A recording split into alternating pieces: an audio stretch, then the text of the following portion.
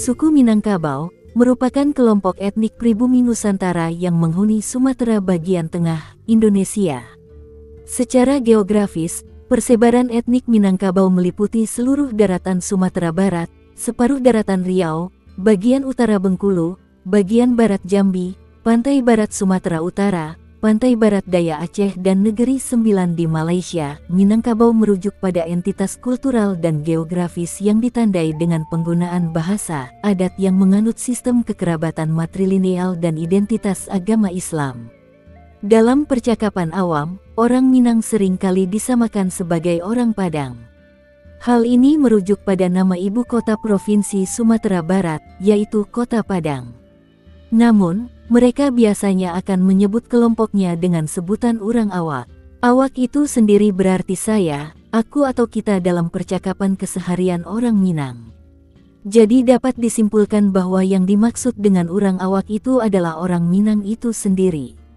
Menurut A.A. Nafis, Minangkabau lebih merujuk kepada kultur etnis dari suatu rumpun Melayu yang tumbuh dan besar karena sistem monarki serta menganut sistem adat yang dicirikan dengan sistem kekeluargaan melalui jalur perempuan atau matrilineal, walaupun budayanya sangat kuat diwarnai ajaran agama Islam.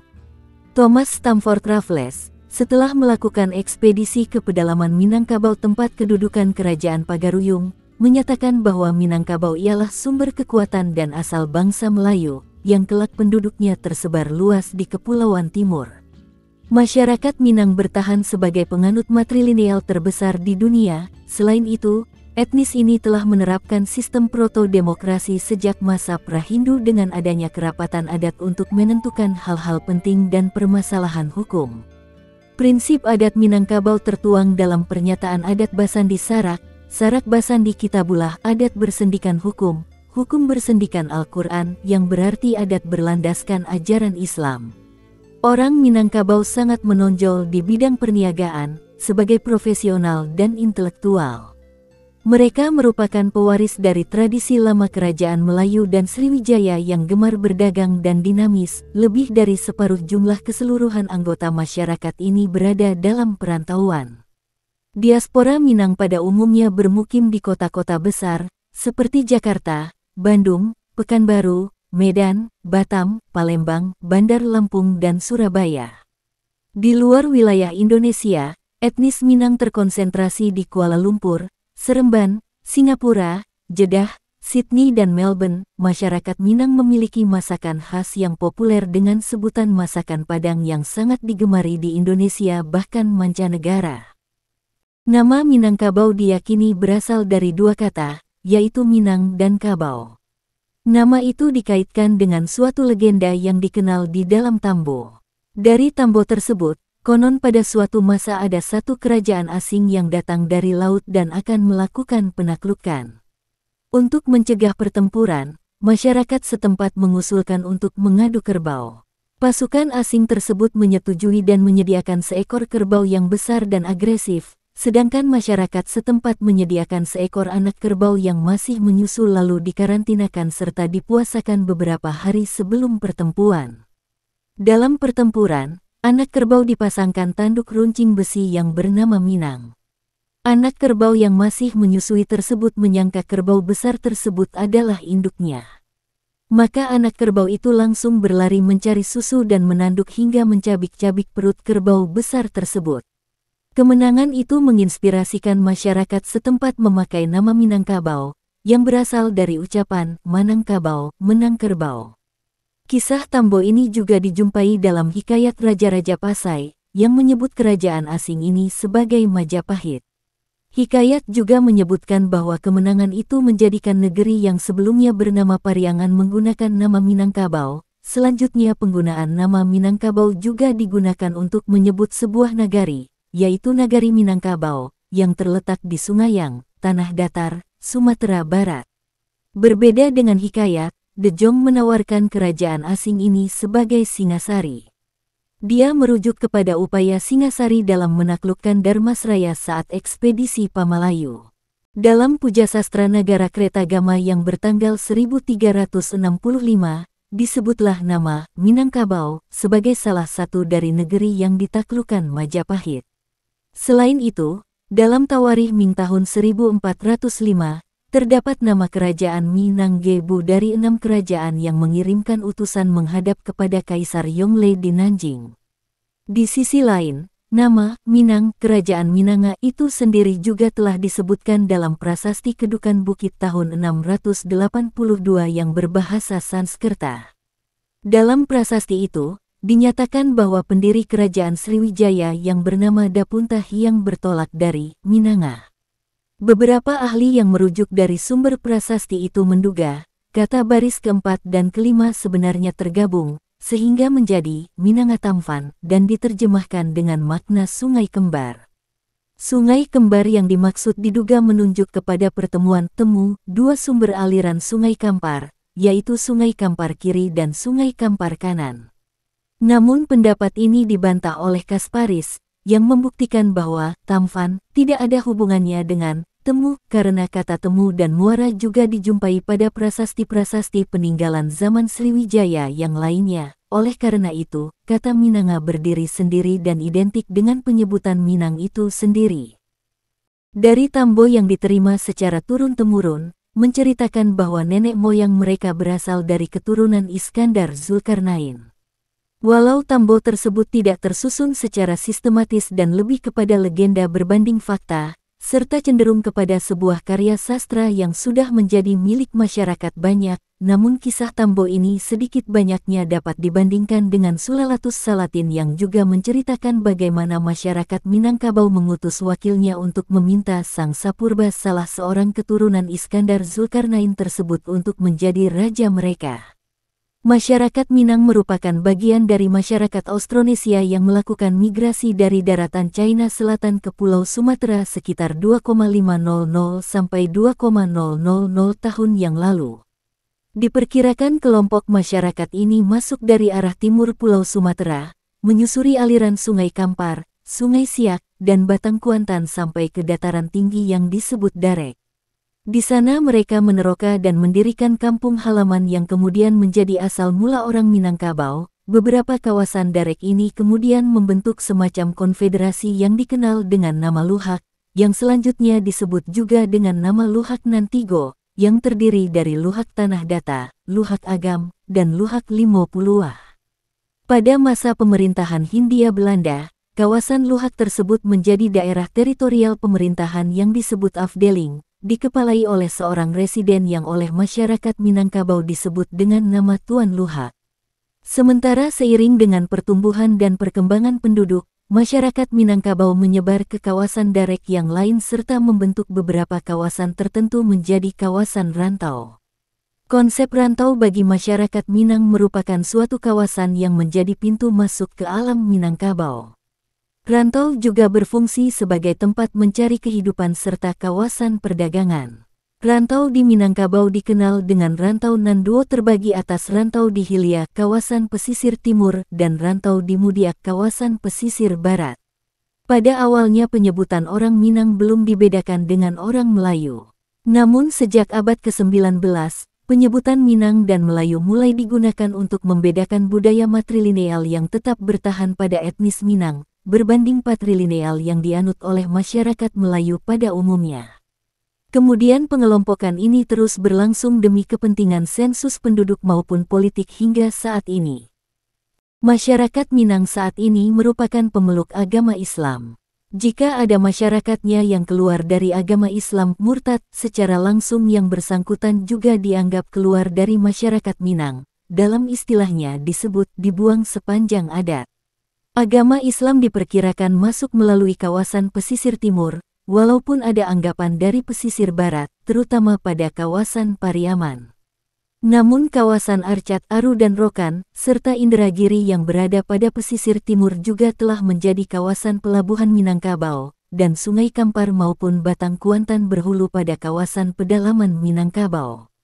Hal ini sebagaimana yang dinyatakan dalam pepatah, adat menurun, sarak mandaki, adat diturunkan dari pedalaman ke pesisir, sementara agama Islam datang dari pesisir ke pedalaman, serta juga dikaitkan dengan penyebutan orang Siak yang merujuk kepada orang-orang saleh, ahli, dan tekun dalam agama Islam, yang masih tetap digunakan di dataran tinggi Minangkabau.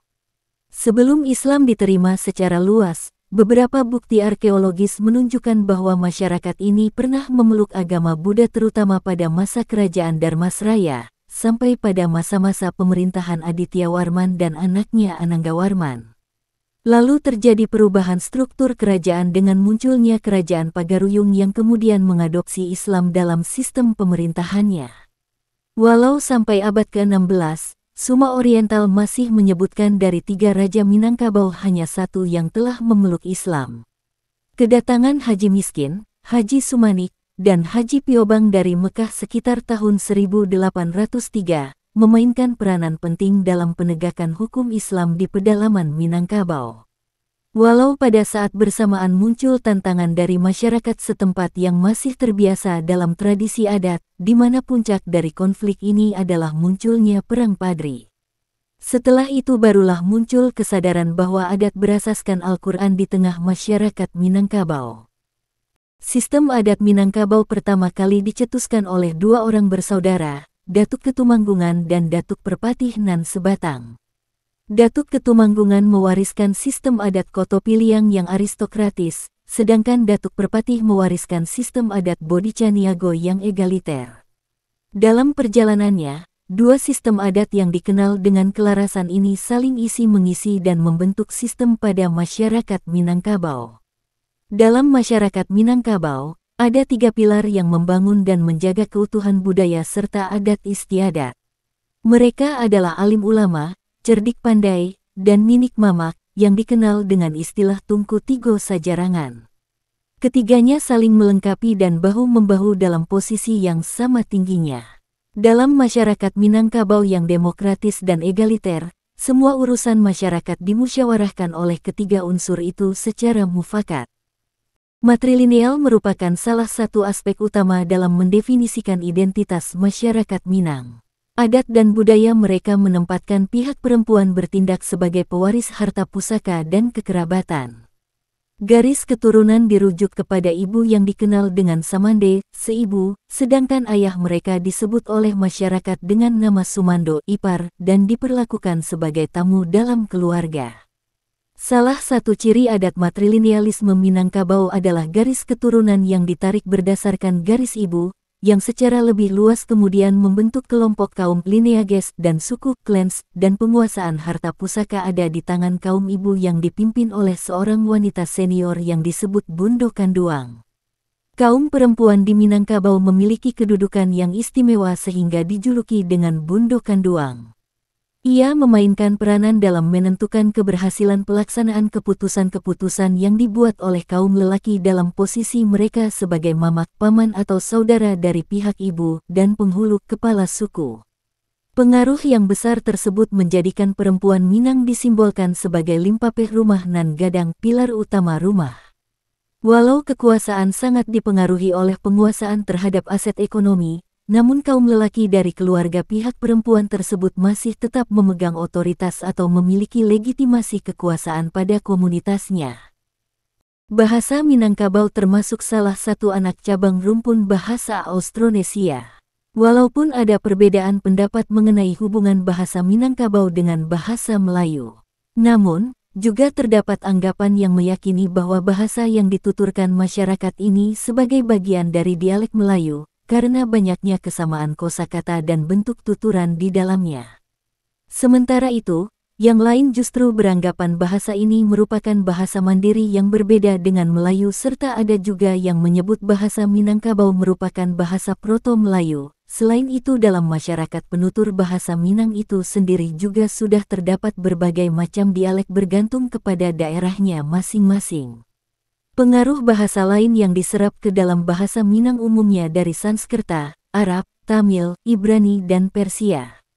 Kemudian kosakata Sanskerta dan Tamil yang dijumpai pada beberapa prasasti di Minangkabau telah ditulis menggunakan bermacam aksara diantaranya Dewanagari, Palawa, dan Kawi. Menguatnya Islam yang diterima secara luas juga mendorong masyarakatnya menggunakan abjad Jawi dalam penulisan sebelum berganti dengan alfabet Latin. Meskipun memiliki bahasa sendiri, orang Minang juga menggunakan bahasa Melayu dan kemudian bahasa Indonesia secara meluas. Historiografi tradisional orang Minang, Tambo Minangkabau, ditulis dalam bahasa Melayu dan merupakan bagian sastra Melayu atau sastra Indonesia lama. Suku Minangkabau menolak penggunaan bahasa Minangkabau untuk keperluan pengajaran di sekolah-sekolah. Bahasa Melayu yang dipengaruhi baik secara tata bahasa maupun kosakata oleh bahasa Arab telah digunakan untuk pengajaran agama Islam. Pidato di sekolah agama juga menggunakan bahasa Melayu. Pada awal abad ke-20, sekolah Melayu yang didirikan pemerintah Hindia Belanda di wilayah Minangkabau mengajarkan ragam bahasa Melayu Riau, yang dianggap sebagai bahasa standar dan juga digunakan di wilayah Johor, Malaysia. Namun kenyataannya bahasa yang digunakan oleh sekolah-sekolah Belanda ini adalah ragam yang terpengaruh oleh bahasa Minangkabau. Guru-guru dan penulis Minangkabau berperan penting dalam pembinaan bahasa Melayu tinggi. Banyak guru-guru bahasa Melayu berasal dari Minangkabau, dan sekolah di Bukit Tinggi merupakan salah satu pusat pembentukan bahasa Melayu formal. Dalam masa diterimanya bahasa Melayu Balai Pustaka, orang-orang Minangkabau menjadi percaya bahwa mereka adalah penjaga kemurnian bahasa yang kemudian menjadi bahasa Indonesia itu. Masyarakat Minangkabau memiliki berbagai macam atraksi dan kesenian, seperti tari-tarian yang biasa ditampilkan dalam pesta adat maupun perkawinan. Di antara tari-tarian tersebut misalnya tari Pasambahan. Tarian ini merupakan tarian yang dipertunjukkan untuk memberikan ucapan selamat datang ataupun ungkapan rasa hormat kepada tamu istimewa yang baru saja sampai. Selanjutnya tari piring merupakan bentuk tarian dengan gerak cepat dari para penarinya sambil memegang piring pada telapak tangan masing-masing, yang diiringi dengan lagu yang dimainkan oleh talempong dan saluang. Silek atau silat Minangkabau merupakan suatu seni bela diri tradisional khas suku ini yang sudah berkembang sejak lama. Dewasa ini silek tidak hanya diajarkan di Minangkabau saja, namun juga telah menyebar ke seluruh kepulauan Melayu bahkan hingga ke Eropa dan Amerika. Selain itu, ada pula tarian yang bercampur dengan silek yang disebut dengan randai. Randai biasanya diiringi oleh nyanyian atau disebut juga dengan sijobang. Dalam randai ini juga terdapat seni peran akting berdasarkan skenario. Selain itu, Minangkabau juga menonjol dalam seni berkata-kata. Terdapat 3 genre seni berkata-kata, yaitu Pasambahan, Persembahan Indang, dan Salawat Dulang. Seni berkata-kata atau bersilat lidah, lebih mengedepankan kata sindiran, kiasan, ibarat, alegori, metafora, dan aforisme. Dalam seni berkata-kata seseorang diajarkan untuk mempertahankan kehormatan dan harga diri, tanpa menggunakan senjata dan kontak fisik. Pacuan kuda merupakan olahraga berkuda yang telah lama ada di nagari-nagari Minang, dan sampai saat ini masih diselenggarakan oleh masyarakatnya, serta menjadi perlombaan tahunan yang dilaksanakan pada kawasan yang memiliki lapangan pacuan kuda. Beberapa pertandingan tradisional lainnya yang masih dilestarikan dan menjadi hiburan bagi masyarakat Minang antara lain lomba pacu Jawi dan pacu itik. Sipak rago, atau nama lainnya sepak takraw adalah olahraga masyarakat tradisional Minang yang dimainkan sedikitnya 5 atau 4 orang, bolanya terbuat dari anyaman rotan, bola ditendang dari setinggi pinggang sampai setinggi kepala oleh sekelompok orang yang berdiri melingkar. Dalam hikayat dan novel serta beberapa film seperti film Sengsara Membawa Nikmat ada menyinggung masalah olahraga sipak rago ini. Rumah adat Minangkabau disebut dengan rumah gadang, yang biasanya dibangun di atas sebidang tanah milik keluarga induk dalam suku tersebut yang diwariskan secara turun-temurun. Rumah adat ini dibuat berbentuk 4 persegi panjang dan dibagi atas 2 bagian muka dan belakang. Umumnya berbahan kayu, dan sepintas kelihatan seperti bentuk rumah panggung dengan atap yang khas, menonjol seperti tanduk kerbau yang biasa disebut gonjong dan dahulunya atap ini berbahan ijuk sebelum berganti dengan atap seng.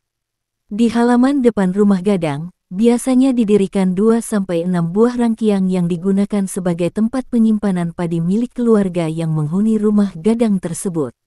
Hanya kaum perempuan bersama suaminya beserta anak-anak yang menjadi penghuni rumah gadang. Sedangkan laki-laki kaum tersebut yang sudah beristri, menetap di rumah istrinya. Jika laki-laki anggota kaum belum menikah, biasanya tidur di surau. Surau umumnya dibangun tidak jauh dari kompleks rumah gadang tersebut. Selain berfungsi sebagai tempat ibadah, juga berfungsi sebagai tempat tinggal lelaki dewasa yang belum menikah. Dalam budaya Minangkabau, tidak semua kawasan boleh didirikan rumah gadang. Hanya pada kawasan yang telah berstatus nagari saja rumah adat ini boleh ditegakkan.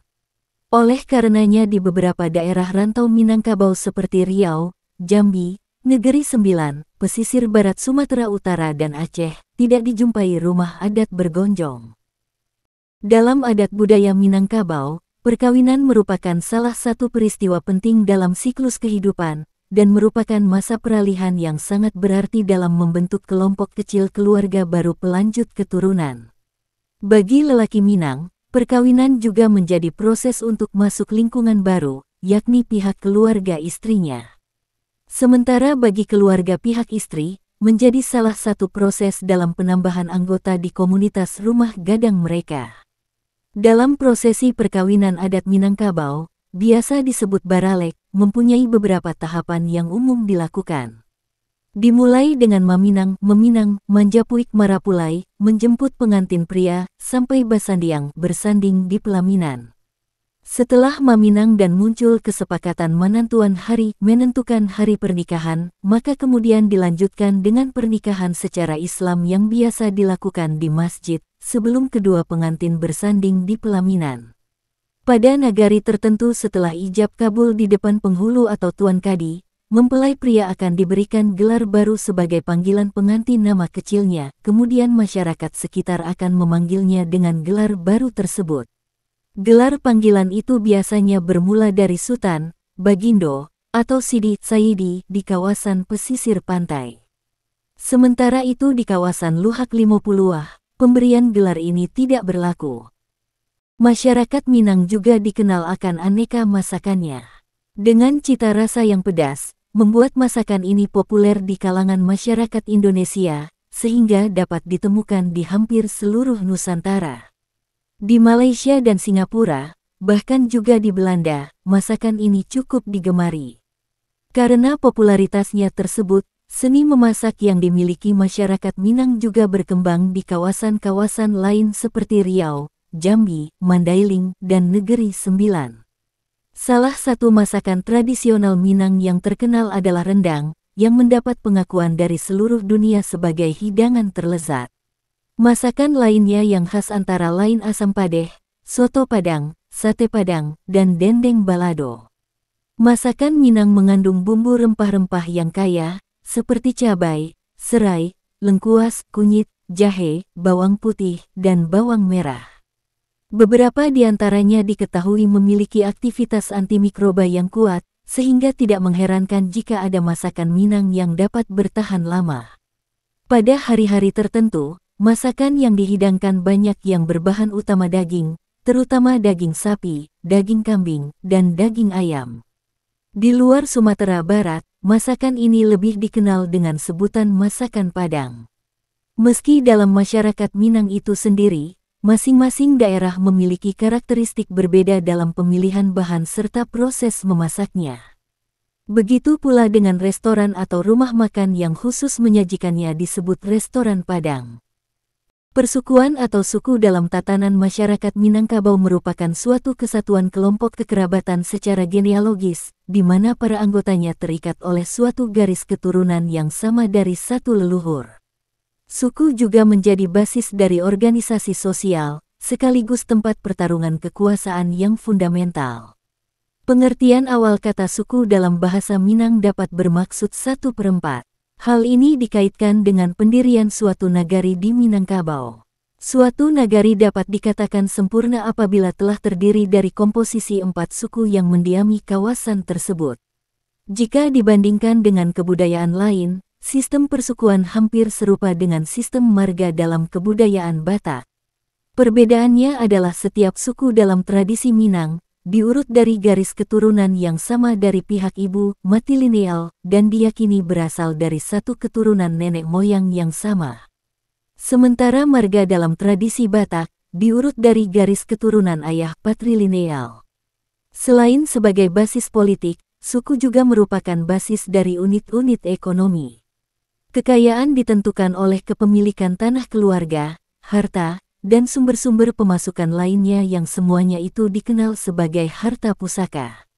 Harta pusaka merupakan harta milik bersama dari seluruh anggota kaum keluarga. Harta pusaka tidak dapat diperjualbelikan dan tidak dapat menjadi milik pribadi. Harta pusaka semacam dana jaminan bersama untuk melindungi anggota kaum keluarga dari kemiskinan. Jika ada anggota keluarga yang mengalami kesulitan atau tertimpa musibah, maka harta pusaka dapat digadaikan. Suku terbagi-bagi ke dalam beberapa cabang keluarga yang lebih kecil atau disebut payuang-payung. Adapun unit yang paling kecil setelah sapayuang disebut saparuik. Sebuah paruik perut biasanya tinggal pada sebuah rumah gadang secara bersama-sama. Daerah Minangkabau terdiri atas banyak nagari. Nagari ini merupakan daerah otonom dengan kekuasaan tertinggi di Minangkabau. Tidak ada kekuasaan sosial dan politik lainnya yang dapat mencampuri adat di sebuah nagari. Nagari yang berbeda akan mungkin sekali mempunyai tipikal adat yang berbeda. Tiap nagari dipimpin oleh sebuah dewan yang terdiri dari pemimpin suku dari semua suku yang ada di nagari tersebut. Dewan ini disebut dengan kerapatan adat nagari kan. Dari hasil musyawarah dan mufakat dalam dewan inilah sebuah keputusan dan peraturan yang mengikat untuk nagari itu dihasilkan. Faktor utama yang menentukan dinamika masyarakat Minangkabau adalah terdapatnya kompetisi yang konstan antar nagari, kaum keluarga, dan individu untuk mendapatkan status dan prestise. Oleh karenanya setiap kepala kaum akan berlomba-lomba meningkatkan prestise kaum keluarganya dengan mencari kekayaan, berdagang, serta menyekolahkan anggota kaum ke tingkat yang paling tinggi. Dalam pembentukan suatu nagari sejak dahulunya telah dikenal dalam istilah pepatah yang ada pada masyarakat adat Minang itu sendiri yaitu dari taratak menjadi dusun, dari dusun menjadi koto, dari koto menjadi nagari, nagari Bapanghulu. Jadi dalam sistem administrasi pemerintahan di kawasan Minang dimulai dari struktur terendah disebut dengan taratak, kemudian berkembang menjadi dusun, kemudian berkembang menjadi koto dan kemudian berkembang menjadi nagari. Biasanya setiap nagari yang dibentuk minimal telah terdiri dari 4 suku klan yang mendomisili kawasan tersebut. Selanjutnya sebagai pusat administrasi nagari tersebut dibangunlah sebuah balai adat sekaligus sebagai tempat pertemuan dalam mengambil keputusan bersama para penghulu di nagari tersebut. Panghulu atau biasa yang digelari dengan datua, merupakan kepala kaum keluarga yang diangkat oleh anggota keluarga untuk mengatur semua permasalahan kaum. Panghulu biasanya adalah seorang laki-laki yang dipilih di antara anggota kaum laki-laki lainnya. Setiap kaum keluarga akan memilih seorang laki-laki yang pandai berbicara, bijaksana dan memahami adat untuk menduduki posisi ini. Hal ini dikarenakan ia bertanggung jawab mengurusi semua harta pusaka kaum, membimbing kemenakan, serta sebagai wakil kaum dalam masyarakat nagari. Setiap penghulu berdiri sejajar dengan penghulu lainnya, sehingga dalam rapat-rapat nagari semua suara penghulu yang mewakili setiap kaum bernilai sama. Seiring dengan bertambahnya anggota kaum, serta permasalahan dan konflik intern yang timbul, maka kadang-kadang dalam sebuah keluarga posisi kepenghuluan ini dipecah menjadi 2. Atau sebaliknya, anggota kaum yang semakin sedikit jumlahnya, cenderung akan menggabungkan gelar kepenghuluannya kepada keluarga lainnya yang sesuku. Hal ini mengakibatkan berubah-ubahnya jumlah penghulu dalam suatu nagari. Memiliki panghulu yang mewakili suara kaum klan dalam rapat nagari, merupakan suatu prestise dan harga diri. Sehingga setiap kaum akan berusaha sekuatnya memiliki penghulu sendiri. Kaum keluarga yang gelar kepenghuluannya sudah lama terlipat, akan berusaha membangkitkan kembali posisinya dengan mencari kekayaan untuk membeli gelar penghulunya yang telah lama terbenam. Batagak panghulu, bertegak penghulu, biasanya memakan biaya cukup besar, sehingga dorongan untuk melakukan acara batagak panghulu selalu muncul dari keluarga kaya. Dalam laporan The Stewards kepada pemerintah Hindia Belanda, dinyatakan bahwa di daerah pedalaman Minangkabau, tidak pernah ada suatu kekuasaan pemerintahan terpusat di bawah seorang raja.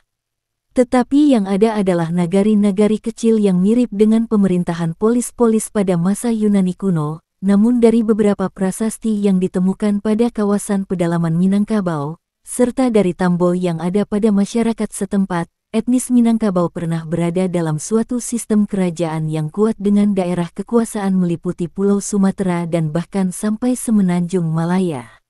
Beberapa kerajaan yang ada di wilayah Minangkabau antara lain Kerajaan Darmasraya, Kerajaan Pagaruyung, dan Kerajaan Indrapura. Sistem kerajaan ini masih dijumpai di Negeri Sembilan, Malaysia, salah satu kawasan dengan komunitas masyarakat Minang yang cukup signifikan.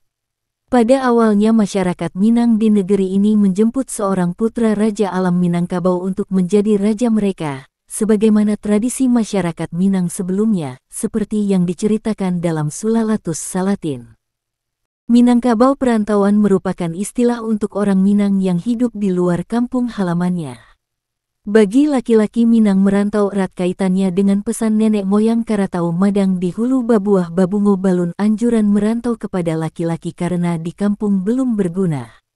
Dalam kaitan ini harus dikembangkan dan dipahami, apa yang terkandung dan dimaksud setinggi-tinggi tabangnya bangau baliaknya ke kubangan juo, setinggi-tingginya bangau terbang, kembalinya ke kubangan lagi. Ungkapan ini ditujukan agar orang Minang selalu ingat pada ranah asalnya. Merantau merupakan proses interaksi masyarakat Minangkabau dengan dunia luar. Kegiatan ini merupakan sebuah petualangan pengalaman dan geografis, dengan meninggalkan kampung halaman untuk mengadu nasib di negeri orang. Keluarga yang telah lama memiliki tradisi merantau, biasanya mempunyai saudara di hampir semua kota utama di Indonesia dan Malaysia. Keluarga yang paling kuat dalam mengembangkan tradisi merantau biasanya datang dari keluarga pedagang pengrajin dan penuntut ilmu agama. Para perantau biasanya telah pergi merantau sejak usia belasan tahun, baik sebagai pedagang ataupun penuntut ilmu. Bagi sebagian besar masyarakat Minangkabau, merantau merupakan sebuah cara yang ideal untuk mencapai kematangan dan kesuksesan. Dengan merantau tidak hanya harta kekayaan dan ilmu pengetahuan yang didapat, namun juga prestise dan kehormatan individu di tengah-tengah lingkungan adat. Dari pencarian yang diperoleh, para perantau biasanya mengirimkan sebagian hasil usahanya ke kampung halaman untuk kemudian diinvestasikan dalam usaha keluarga, yakni dengan memperluas kepemilikan sawah, memegang kendali pengolahan lahan, atau menjemput sawah-sawah yang tergadai. Uang dari para perantau biasanya juga dipergunakan untuk memperbaiki sarana-sarana nagari, seperti masjid, jalan, ataupun pematang sawah. Etos merantau orang Minangkabau sangatlah tinggi, bahkan diperkirakan tertinggi di Indonesia. Dari hasil studi yang pernah dilakukan oleh Mokhtar Naim, pada tahun 1961 terdapat sekitar 32% orang Minang yang berdomisili di luar Sumatera Barat. Kemudian pada tahun 1971 jumlah itu meningkat menjadi 44%. Berdasarkan sensus tahun 2010, etnis Minang yang tinggal di Sumatera Barat berjumlah 4,2 juta jiwa, dengan perkiraan hampir separuh orang Minang berada di perantauan. Mobilitas migrasi orang Minangkabau dengan proporsi besar terjadi dalam rentang antara tahun 1958 sampai tahun 1978, di mana lebih 80% perantau yang tinggal di kawasan rantau telah meninggalkan kampung halamannya setelah masa kolonial Belanda. Namun tidak terdapat angka pasti mengenai jumlah orang Minang di perantauan. Angka-angka yang ditampilkan dalam perhitungan biasanya hanya memasukkan para perantau kelahiran Sumatera Barat. Namun belum mencakup keturunan-keturunan Minang yang telah beberapa generasi menetap di perantauan. Para perantau Minang, hampir keseluruhannya berada di kota-kota besar Indonesia dan Malaysia. Di beberapa perkotaan, jumlah mereka cukup signifikan dan bahkan menjadi pihak mayoritas.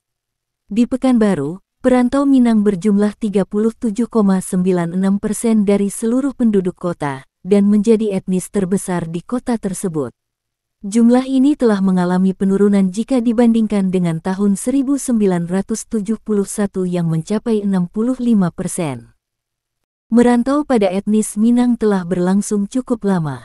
Sejarah mencatat migrasi pertama terjadi pada abad ke-7, di mana banyak pedagang-pedagang emas yang berasal dari pedalaman Minangkabau melakukan perdagangan di Muara Jambi, dan terlibat dalam pembentukan kerajaan Melayu. Migrasi besar-besaran terjadi pada abad ke-14, di mana banyak keluarga Minang yang berpindah ke pesisir timur Sumatera. Mereka mendirikan koloni-koloni dagang di Batubara, Pelalawan, hingga melintasi selat ke Penang dan Negeri Sembilan, Malaysia. Bersamaan dengan gelombang migrasi ke arah timur, juga terjadi perpindahan masyarakat Minang ke pesisir barat Sumatera. Di sepanjang pesisir ini perantau Minang banyak bermukim di Melaboh, Tapak Tuan, Barus, Sibolga, Natal, Bengkulu, hingga Lampung. Setelah Kesultanan Malaka jatuh ke tangan Portugis pada tahun 1511, banyak keluarga Minangkabau yang berpindah ke Sulawesi Selatan. Mereka menjadi pendukung kerajaan Goa, sebagai pedagang dan administratur kerajaan. Datuk Mahkota bersama istrinya Tuan Siti, sebagai cikal bakal keluarga Minangkabau di Sulawesi, di abad ke-16 setelah kepaksian skala Brak ditaklukkan Pagaruyung, banyak orang Minang yang merantau ke Lampung untuk menyebarkan Islam. Gelombang migrasi berikutnya ke pesisir timur Sumatera terjadi pada abad ke-18, yakni ketika perantau Minang mendirikan kerajaan Siak. Pada masa penjajahan Hindia Belanda, migrasi besar-besaran kembali terjadi pada tahun 1920, ketika perkebunan tembakau di Deli Serdang, Sumatera Timur mulai dibuka. Pasca kemerdekaan, para perantau Minang telah bermukim di setiap kota-kota besar di Indonesia, serta di Kuala Lumpur, Penang, dan Singapura. Di luar Asia Tenggara, Minang perantauan banyak dijumpai di Arab Saudi, Australia, Jepang, Belanda, dan Amerika Serikat. Sebagian besar mereka menjadi ekspatriat, pelajar, dan pedagang. Kawasan pantai barat Sumatera telah berabad-abad menjadi wilayah tujuan rantau orang Minangkabau, diantaranya merantau ke pesisir barat Aceh, Tapanuli, dan Bengkulu. Oleh penduduk setempat mereka tidak disebut sebagai orang Minangkabau, melainkan anak Jeme Aceh suku pesisir Tapanuli, dan orang Muko-Muko, Bengkulu. Anak Jeme merupakan suku bangsa yang mendiami pesisir barat Aceh. Dari segi bahasa, mereka berbahasa anak Jeme, yang merupakan hasil asimilasi bahasa Minangkabau dengan bahasa setempat. Menurut sejarah, mereka berasal dari ranah Minang yang pada waktu itu masih dalam kekuasaan Kesultanan Aceh. Orang Aceh menyebut mereka sebagai anak Jeme yang berarti anak tamu atau pendatang. Umumnya mereka tinggal di sekitar Kabupaten Aceh Barat Daya, Aceh Selatan, Nagan Raya, dan sebagian kecil Melaboh, Aceh Barat. Suku pesisir, disebut juga Ugang Pasisia, adalah kelompok masyarakat yang tersebar di pesisir barat Sumatera Utara, terutama di Sibolga dan Tapanuli Tengah. Suku pesisir merupakan penduduk Minangkabau yang bermigrasi ke Tapanuli sejak abad ke-14 dan telah bercampur baur dengan orang Melayu, Mandailing, dan Batak Toba. Penamaan suku pesisir untuk kelompok ini tidak pernah dikenal hingga abad ke-20. Istilah ini dipakai untuk membedakan kelompok masyarakat di pesisir barat Sumatera Utara dengan masyarakat Batak di pedalaman. Menurut ruang geografis etnisitas yang disusun oleh Colette 1925, Cunningham 1958, Reid 1979, dan Sibet 1991, di pesisir barat Sumatera Utara terdapat kelompok masyarakat yang bukan dari etnis Batak. Orang Muko-Muko merupakan bagian dari rumpun Minangkabau yang menghuni daerah Muko-Muko, Bengkulu. Secara adat, budaya, dan bahasa, Muko-Muko berkaitan erat dengan masyarakat ujung selatan Kabupaten Pesisir Selatan di Sumatera Barat, yaitu masyarakat Indopuro, Tapan, Lunang dan Silawik. Dahulu daerah Muko-Muko termasuk daerah Riak nan Badabua, yakni daerah sepanjang pesisir pantai barat dari Padang sampai Bengkulu Selatan. Namun wilayah Muko-Muko sejak masa kolonial Inggris telah dimasukkan ke dalam administratif Bengkulu, Bengkulen. Sejak saat itu orang Muko-Muko telah terpisah dari masyarakat serumpunnya di daerah Sumatera Barat dan menjadi bagian integral dari wilayah Bengkulu. Hal ini berlangsung terus pada masa penjajahan Belanda, Jepang, hingga masa kemerdekaan. Orang Rokan merupakan kelompok yang mendiami Kabupaten Rokan Hulu, Riau. Mereka berbahasa Minang dialek Rokan yang mirip dengan dialek Rao, Pasaman, Sumatera Barat. Masyarakat adat Minang juga menyebar ke Rokan Hilir bagian hulu, tepatnya di Kecamatan Tanjung Medan, Pujut, Tanah Putih dan Rantau Kopar. Orang Kampar atau oleh masyarakatnya disebut Ugang Kampar atau Ugang Ocu, merupakan kelompok etnik yang mendiami Kabupaten Kampar, Riau yang berbahasa Minang dialek Kampar. Mereka dapat ditemukan juga di sebagian besar daerah Riau lainnya, seperti Siak, Bengkalis, Ujung Batu, Pelalawan, Selat Panjang, dan lain-lain. Selain itu masyarakat Kampar telah banyak yang bermukim di Malaysia, seperti di Kuantan, Pahang, Sabak Bernam, Teluk Intan, dan Negeri Sembilan. Orang Kuantan merupakan kelompok yang tinggal di Kabupaten Kuantan Singingi, Riau. Secara adat, budaya, dan bahasa memiliki persamaan dengan masyarakat Minangkabau di Sumatera Barat, khususnya di Sijunjung yang berbatasan langsung dengan daerah Kuantan. Kuantan Singingi merupakan daerah rantau dari luhak tanah datar yang bernama Rantau Nan Kurang Aso 20. Masyarakat Kabupaten Indragiri Hulu bagian hulu juga masih mengamalkan adat Minangkabau, terutama di Kecamatan Peranap, Batang Peranap, Kelayang dan Rakit Kulim. Masyarakat Minangkabau telah turun-temurun mendiami Semenanjung Malaya, Malaysia. Di antaranya paling banyak menghuni Negeri Sembilan. Pada awal abad ke-12, orang-orang Minangkabau datang ke Negeri Sembilan melalui Melaka hingga sampai ke Rembau. Orang Minangkabau ini hidup bersama dengan penduduk setempat yaitu orang asli secara damai. Karena hal inilah, terjadi pernikahan antara orang Minangkabau dan penduduk asli sehingga keturunan mereka membentuk suku yang disebut dengan suku Biduanda. Suku Biduanda inilah yang menjadi pewaris utama Negeri Sembilan dan apabila dilakukan pemilihan pemimpin, maka hanya dari suku Biduanda inilah yang akan dipilih. Orang Minangkabau yang datang kemudian membentuk suku-suku berdasarkan daerah asal mereka di Minangkabau. Pada gelombang awal kebanyakan datang dari tanah datar dan 50 kota. Dari suku Biduanda inilah asalnya pembesar-pembesar Negeri Sembilan yang dipanggil penghulu dan diistilahkan menjadi undang. Sebelum terdapat institusi yang dipertuan besar, masyarakat Negeri Sembilan berada di bawah naungan Kesultanan Johor. Dalam kesehariannya, mereka menuturkan bahasa Negeri Sembilan Baso Nogogi. Gelombang perantau Minangkabau berikutnya yang tiba di Malaya terjadi pasca Perang Paderi. Salah satu komunitas yang cukup besar adalah orang Rao Ugang Rawo atau yang di Malaysia dikenal sebagai orang Rawa. Orang Rao bermigrasi ke beberapa daerah di Malaya, antara lain ke Negeri Sembilan, Pahang, Kelantan, Perak dan Selangor. Sejak pertengahan abad ke-19, ramai pula orang Minang yang merantau ke Kuala Lumpur. Tujuan utama mereka ke kota tersebut adalah hendak berdagang. Sehingga banyak pedagang Minang yang menjadi peneroka awal Kuala Lumpur, diantaranya adalah Haji Taib. Dibandingkan dengan Semenanjung Malaya, migrasi besar-besaran orang Minang ke Pulau Jawa relatif baru.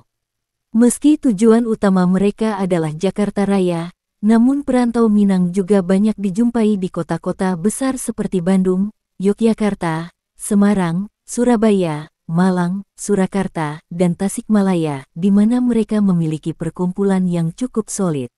Meski tak sedikit di antara mereka yang meniti karir dan mengembangkan usahanya di kota-kota tersebut, namun sebagian besar perantau Minang yang pergi ke Jawa bertujuan untuk melanjutkan pendidikan tingginya. Mereka yang mengenyam pendidikan tinggi tersebut kemudian banyak yang menjadi birokrat, dosen, profesional, dan menteri, serta membentuk kelompok elit perkotaan. Sejak dibukanya sekolah Dr. Pribumi Stovia di pertengahan abad ke-19, banyak orang Minang yang pergi merantau ke Jakarta. Data yang sangat konservatif menyebutkan, pada periode tahun 1900 sampai tahun 1914 sekitar 18% lulusan Stovia merupakan orang-orang Minang. Hal inilah yang menjelaskan mengapa dari dulu hingga sekarang, banyak dokter di Jakarta datang dari kalangan Minangkabau. Pada tahun 1961, jumlah perantau Minang di Jakarta meningkat 18,7 kali dibandingkan dengan tingkat pertambahan penduduk kota itu yang hanya 3,7 kali. Dan pada tahun 1971 etnis ini diperkirakan telah berjumlah sekitar 10% dari jumlah penduduk Jakarta waktu itu. Pada akhir abad ke-18, banyak pelajar Minang yang merantau ke Mekah untuk mendalami agama Islam, di antaranya Haji Miskin, Haji Piobang, dan Haji Sumanik. Setibanya di tanah air, mereka menjadi penyokong kuat gerakan Paderi serta menyebarluaskan pemikiran Islam yang murni di seluruh Minangkabau, Riau, dan Tanah Batak. Gelombang kedua perantauan ke Timur Tengah terjadi pada akhir abad ke-19 yang dimotori oleh Ahmad Khatib Al-Minangkabawi, dan kemudian diikuti oleh Abdul Karim Amrullah, Tahir Jalaluddin, dan Muhammad Jamil Jambek. Selain ke Timur Tengah, pelajar Minangkabau juga banyak yang merantau ke Eropa. Mereka antara lain Abdul Rifai, Muhammad Hatta, Sultan Syahrir, Rustam Effendi, dan Muhammad Amir. Intelektual lain, Tan Malaka, hidup mengembara di 8 negara Eropa dan Asia, membangun jaringan pergerakan kemerdekaan Asia. Semua pelajar Minang tersebut, yang merantau ke Eropa sejak akhir abad ke-19, menjadi pejuang kemerdekaan dan pendiri Republik Indonesia. Ada banyak penjelasan terhadap fenomena ini, salah satu penyebabnya ialah sistem kekerabatan matrilineal. Dengan sistem ini, penguasaan harta pusaka dipegang oleh kaum perempuan sedangkan hak kaum pria dalam hal ini cukup kecil. Selain itu, setelah masa akil balik para pemuda tidak lagi dapat tidur di rumah orang tuanya, karena rumah hanya diperuntukkan untuk kaum perempuan beserta suaminya dan anak-anak. Para perantau yang pulang ke kampung halaman, biasanya akan menceritakan pengalaman merantau kepada anak-anak kampung. Daya tarik kehidupan para perantau inilah yang sangat berpengaruh di kalangan masyarakat Minangkabau sedari kecil. Siapapun yang tidak pernah mencoba pergi merantau, maka ia akan selalu diperolok-olok oleh teman-temannya. Hal inilah yang menyebabkan kaum pria Minang memilih untuk merantau. Kini wanita Minangkabau pun sudah lazim merantau. Tidak hanya karena alasan ikut suami, tapi juga karena ingin berdagang, meniti karir dan melanjutkan pendidikan. Menurut Rudolf Mrazek, sosiolog Belanda, dua tipologi budaya Minang, yakni dinamisme dan anti-parokialisme melahirkan jiwa merdeka, kosmopolitan, egaliter, dan berpandangan luas. Hal ini menyebabkan tertanamnya budaya merantau pada masyarakat Minangkabau. Semangat untuk mengubah nasib dengan mengejar ilmu dan kekayaan, serta pepatah Minang yang mengatakan karatau madang dahulu, babuah babungo alun, marantau bujang dahulu, di rumah paguno balun lebih baik pergi merantau karena di kampung belum berguna, mengakibatkan pemuda Minang untuk pergi merantau sedari muda. Penjelasan lain adalah pertumbuhan penduduk yang tidak diiringi dengan bertambahnya sumber daya alam yang dapat diolah. Jika dulu hasil pertanian dan perkebunan, sumber utama tempat mereka hidup dapat menghidupi keluarga, maka kini hasil sumber daya alam yang menjadi penghasilan utama mereka itu tak cukup lagi memberi hasil untuk memenuhi kebutuhan bersama, karena harus dibagi dengan beberapa keluarga. Selain itu adalah tumbuhnya kesempatan baru dengan dibukanya daerah perkebunan dan pertambangan. Faktor-faktor inilah yang kemudian mendorong orang Minang pergi merantau untuk mengadu nasib di negeri orang.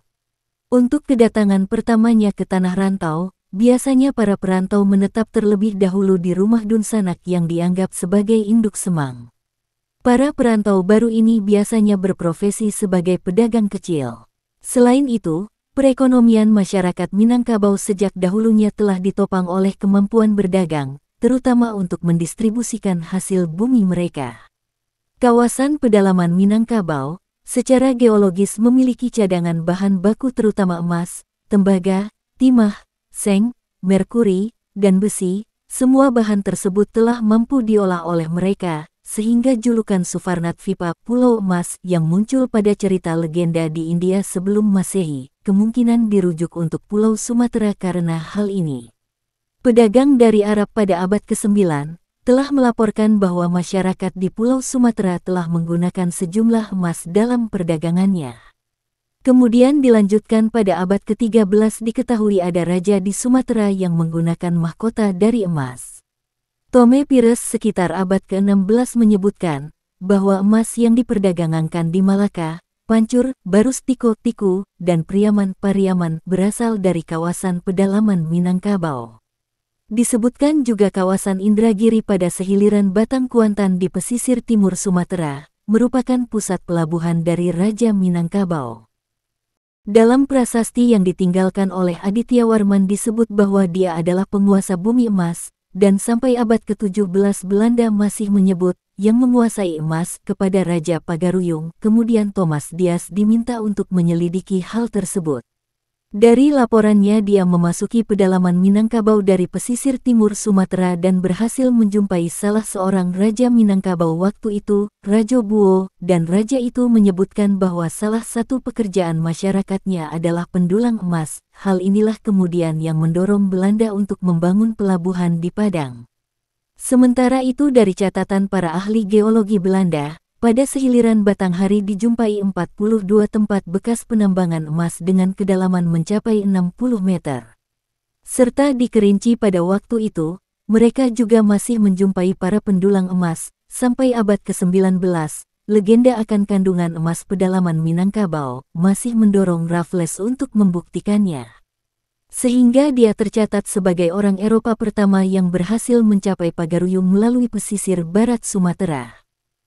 Fenomena merantau dalam masyarakat Minangkabau ternyata sering menjadi sumber inspirasi bagi para pekerja seni, terutama sastrawan.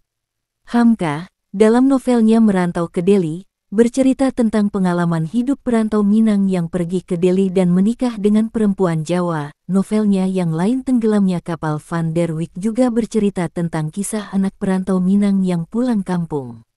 Di kampung, ia menghadapi kendala oleh masyarakat adat Minang yang merupakan induk bakonya sendiri. Selain novel karya Hamka, novel karya Marah Rusli, Siti Nurbaya dan salah asuhannya Abdul Muiz juga menceritakan kisah perantau Minang.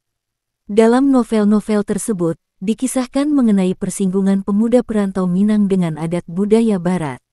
Novel Negeri Lima Menara karya Ahmad Fuadi mengisahkan perantau Minang yang belajar di pesantren Jawa dan akhirnya menjadi orang yang berhasil. Dalam bentuk yang berbeda, lewat karyanya yang berjudul Kemarau, A.A. Nafis mengajak masyarakat Minang untuk membangun kampung halamannya yang banyak ditinggal pergi merantau. Novel yang bercerita tentang perantau Minang tersebut biasanya berisi kritik sosial dari penulis kepada adat budaya Minang yang kolot dan tertinggal.